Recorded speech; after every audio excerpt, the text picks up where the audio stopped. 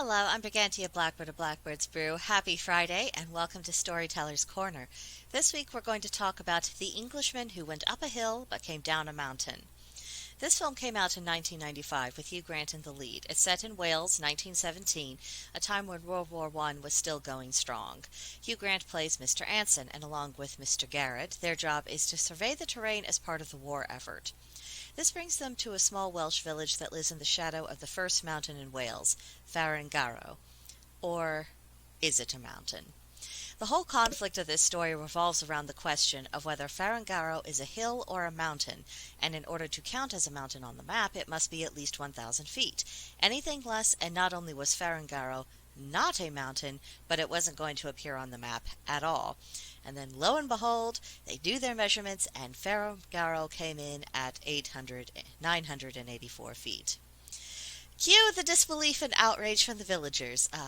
You see, Farangarrow, it wasn't just this elevation to the villagers. It was their pride and joy. They knew they didn't have the biggest mountain in Wales. They didn't have the most beautiful mountain, but they could claim to live by the first mountain in Wales. And without that distinction, it was akin to the whole village losing their communal identity, losing their Welshness. And some even went so far as to say that if Farangarrow wasn't a mountain, then Anson might as well redraw the map and put them all in England. Now, I don't claim to be an expert on English-Welsh relations. However, I know enough to know that the Welsh are not English, and the English are not Welsh, and that has been the common agreement for many centuries. Different cultures, different peoples. Now, this is also the point at which the backdrop of World War I really comes into play.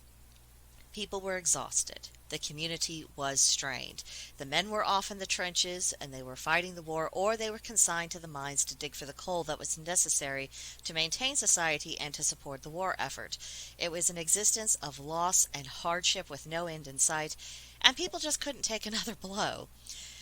Therefore, the village decided that if Farangarrow had to be 1,000 feet, then they would make it 1,000 feet. So they banded together, they dug up the soil from their own gardens, they carted it up the mountain, made the huge trek up to Farangarrow, and then they began building a 20-foot mound so that their beloved mountain would actually make the cut for the map. This also necessitated keeping Anson and Mr. Garrett in town when they already had orders to move on to their next stop. There is a series of hilarious sabotage that ensues, and if you watch the movie, you do find yourself admiring the creativity of the villagers. The story isn't so much about DIYing your own mountain as it is about a community that just needs a win, and then they put forth the effort to create that win in the face of considerable adversity. And as you will come to find out if you watch the movie, this is actually based on a real life happening.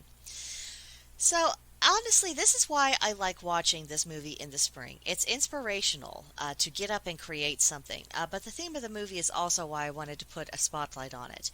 We could all use a win right now. We need a moment in which we seize our destiny with our own hands and we actively create and make it what we want it to be.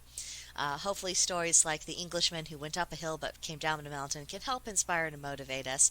And if you haven't seen this before, I hope you'll check it out and let me know what you think. In that vein, please leave me a comment down below or come see us at Blackbird's Brew on Discord. There's a link to join in the description box below. That's it for now, and I'll see you in the next one. Bye!